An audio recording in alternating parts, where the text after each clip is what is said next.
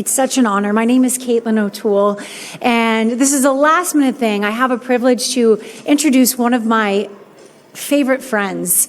There's so much I could tell you about him. I want to just give you a couple little highlights because he's like sunshine in human form. And if you have the privilege of talking with him, of being in his presence, the love that radiates from his soul is unmatched, truly.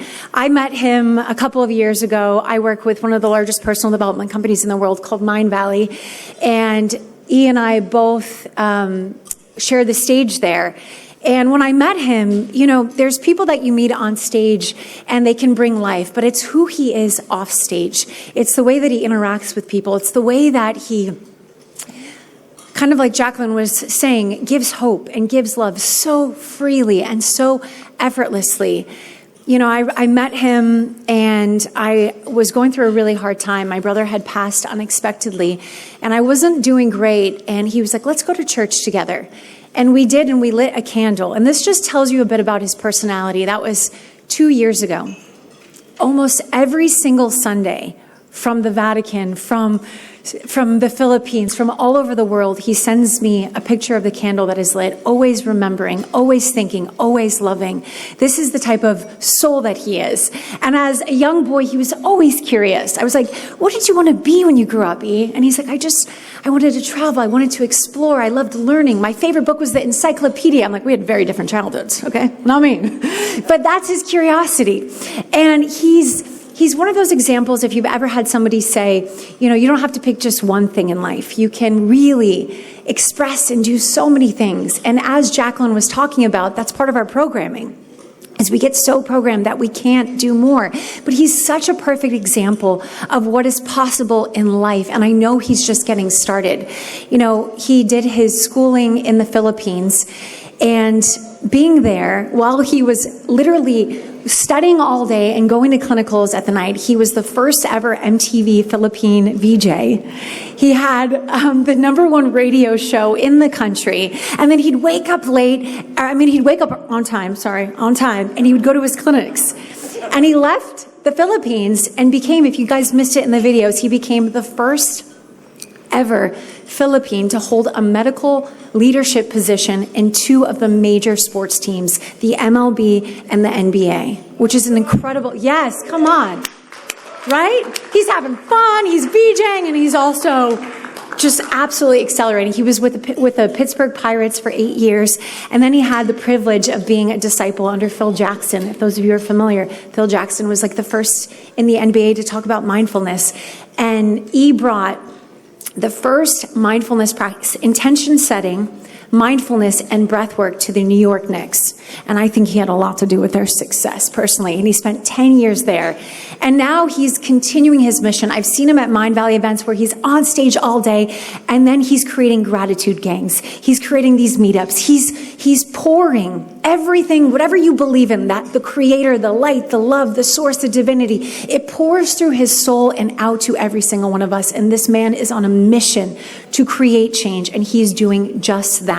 So please, everybody, please, if you could just give me your heart and your love and give a warm welcome to truly an incredible soul who is creating such change on our planet.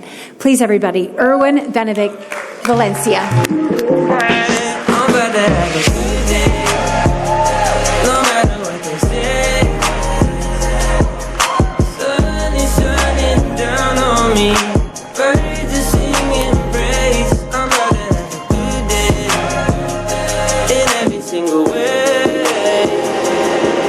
Wow. If you ever need a friend to introduce you before going up on stage, you need to make sure you have Caitlin next to you. I mean, let's give her a round of applause. We just had decided that Caitlin was going to introduce me literally 5 minutes ago. And in that 5 minutes, she was able to really share almost my life story without really asking me deeply for such a long time about that story in itself. So that's from the years of you and I knowing each other, being all over the world, visiting churches, speaking on stage, dancing. I mean, truly one of my favorite people in the world, and she's a real-life Disney princess, everybody. So just in case you didn't know, real-life Disney princess. So on to the task at hand. There's a global crisis that we don't talk about enough. It's not war, it's not climate, but the epidemic of disconnection. Disconnection from purpose, from self, from meaning. Hi, Jean. My name is Erwin Benedict Valencia, and I believe that the earlier we give young people a chance to access inner tools like mindfulness, like gratitude and service, the more powerful, the more grounded, and the more generous they can become. So here's my bold claim. 3 practices that changed my life. 1, mindfulness. That's the topic at hand kind of right now. One of the programs that Jacqueline is putting together. Number 2, which is technically my first, is gratitude. Anyone like gratitude around here? Anyone like gratitude? You should all sign up and be part of my gratitude gang, by the way. So it's a nonprofit that I have in the Philippines that helps support initiatives for mental health for indigenous and rural communities for kids in the Philippines. And so that's which started as a group on Clubhouse. Anyone during the pandemic know about Clubhouse? It was like an audio app that people were in. I was hardcore there. I started the first Clubhouse group on gratitude. It was called Gratitude Gang, and we had about 50,000 people at one point in time. We were just sharing gratitude every single day and asking the question, why? Because it's important. Yes, you know it. Gratitude's an attitude. And we're going to go more into that on point 2 as I talk about it later. And the third one is service. And so these are the 3 biggest pieces of who I am today. Mindfulness, gratitude, and service. And I believe that these 3 things can transform a generation. And with your permission, if it's okay, I'd like to share some points, but also some stories that I've experienced in my life about these 3 points. Is that okay? Is that okay? That's all right? You're like, go for it, but let me make sure I eat first. Food is being served, amazing. I'm like hungry now. I'm like staring at the food. That looks delicious. But we'll get to that in a second. First point, it's never too early to start a practice. Can we all agree on that? It's never too early. Whatever it is, whether it's meditation, whether it's yoga, whether it's learning how to read the stock market and create analytics for it, like my 12-year-old nephew who started investing in crypto when he was 11. It's never too early to start a practice, and whatever practice that is. Yeah, or what? Dentistry. Yeah, never too early to learn dentistry. Exactly. You can always have your kids look into somebody's teeth and say, hey, look, you have a cavity. That needs to change. Any dentists in the house? No, okay. It's really random. But I liked it. I like it, though. I like it. Oh, there's one. I think there's one over there. So it's never too early to start practice. Meditation and mindfulness came into my life when I was 7 years old through the lens of martial arts. When I first started martial arts, I was 7. The first thing my sensei would have us do was sit down on the floor, all of us cross-sitting together and all quiet and say, okay, everyone just think about a white screen and sit down and just have a blank screen in your head and just don't try to think about anything. And of course, the worst thing that you can do is tell a kid not to think about anything when you're supposed to not think about anything. Like say, don't think about anything, but guess what? Every kid, let's be honest, will think about so many things coming into their brain because it's just who we are as kids. But it was that discipline, that ability for me to learn what is this thing that allowed me then to have that as a practice that continued on all the way to this day. So I've been, not to age me or anything, but I've been meditating for 40 years. So if you could say I've been 40 years of Zen, if you must. So that said, that began at 7. By the age of 12, I'd already gotten my black belt, and then my sensei at the time, who now had a protege that could teach class before he could come in earlier than he needs to, suddenly assigned me to do the meditation in the morning and start with like the warm-ups, while he continued to just wake up a little bit later now, and maybe go out the night before our Saturday classes, because now he had a 12-year-old protege to then begin these classes with a meditation and with mindfulness. So for me, I didn't even know that was partly mindfulness, because what we were doing was feeling ourselves, listening, breathing. And when you're, when you're 7, when you're 8, you're like, we're just finding stillness. And for me, the most amazing lesson I learned there is that when we train ourselves to find what it means to be still at an early age, it gives us the ability to use it when we're in the midst of chaos as we get older. And I think that sometimes is not, in a world like today where everyone is filled with so much things in their phone and everything that they can see on TV, and even their friends being all 6, 7, it really is a tough place for kids nowadays to find and define what stillness means. But we got to remember that mindfulness isn't just for monks. It isn't just for people who are using Calm or using Headspace. It's for everybody. And what more for kids, I would have to say.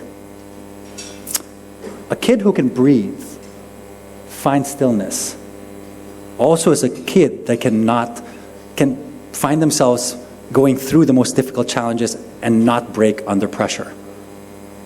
So here's a little thing to think about as it relates to this first point. Mindfulness and stillness is not necessarily just the absence of noise, but in fact is the presence of power. It's for you to use that power wisely. Or, as I like to relate the fact that Phil Jackson was my Yoda and I was his Luke, it's about using the Force. Any Star Wars fans in the house? Star Wars fans? Woo! We got like a few. Others are like closet. We're actually Trekkies, so I come in peace. Exactly. Yoda. Exactly. Love Yoda. Love Yoda. All right. So let's come into my second point, which is a gratitude. Gratitude is my favorite word. It's what I begin and end my days with. And gratitude is what I've really been practicing more hardcorely, really, in the past 8 years. What started as a challenge from an ex-girlfriend, now ex-girlfriend, where she would always ask me, hey, every morning, it's like, what are you grateful for? And why? And I said, what do you mean? I'm Filipino. Gratitude is part of our society, part of our culture. She says, no. I understand that. But for this moment in time, what are you grateful for and why? And it's in that why that allows you to be more accountable for what it is you're grateful for. It becomes cliche nowadays. Hey guys, I'm grateful. Look, I have a new car. Hey guys, I have a smoothie. Yes. But we forget why it's important. And the important thing is being held accountable for that gratitude. And also not for that gratitude to become toxic. So a lot of times, because of the fact that everyone wants to be like, oh, I'm grateful, it becomes toxic. And toxic positivity in itself is not good for your mental health. It's important to realize that when you are in the state of gratitude, there's really no other polarity that can come into your system. You can be happy but also have sadness. You can be angry and joyful at the same time. But when you're in the pure state of gratitude, there's no other variable that can come inside you. So imagine training that as a superpower. I've spent the last 4 years finishing another doctorate, finishing a PhD specifically on gratitude and how it can be used as a high-performance tool for athletes, for CEOs, for performers. And from the research that we're finding, it's definitely something that we can use alongside mindfulness. So here's some thought for that. Gratitude doesn't make life perfect. Remember that. I'll repeat that again. Gratitude does not make life perfect. What it does, it makes life possible.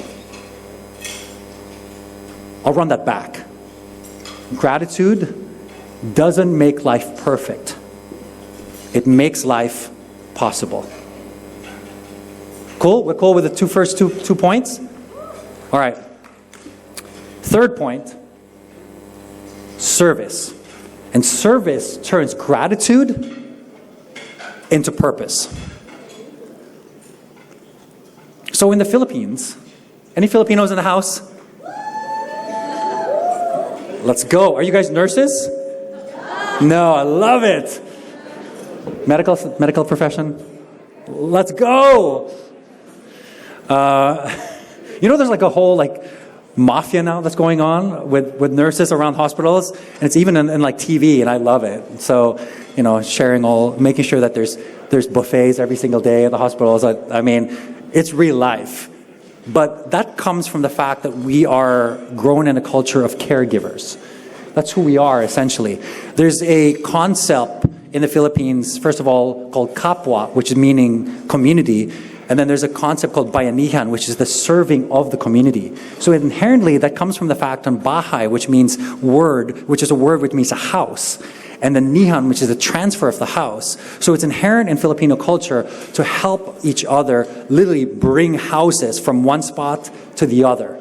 And so service is part of who we are. And this is interesting because if you think about it, the Philippines today is a developing country. And the challenge that we have is how do we continue to serve when we have nothing?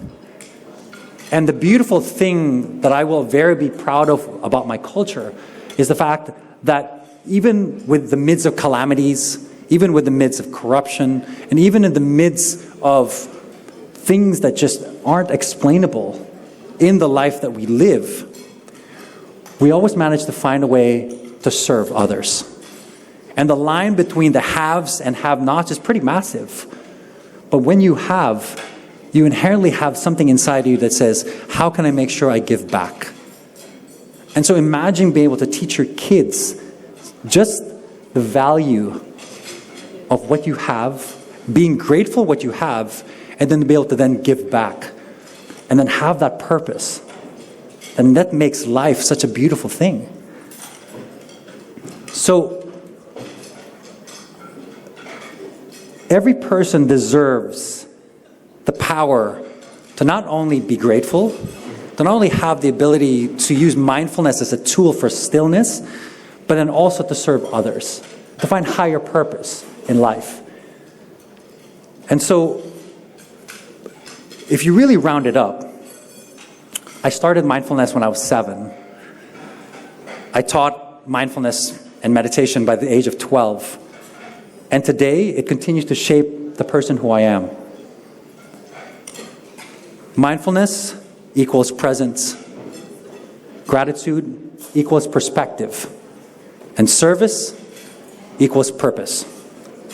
So here's my challenge for you tonight and every other night and day, if you choose to accept it. What if we taught our kids not just how to succeed, but how to feel? Not just how to get ahead, but how to give back. A breath can be the beginning. Gratitude can be a revolution. And a life of service, well, that's a life well lived, in my opinion. So let us light the fire into the next generation. Not someday, but now. Can I hold you guys accountable to that? Let's light the fire, shall we? Once again, my name is Erwin Valencia. I do birthdays and bar mitzvahs. I'll see you guys around here. Thank you for having me. Jacqueline, thank you.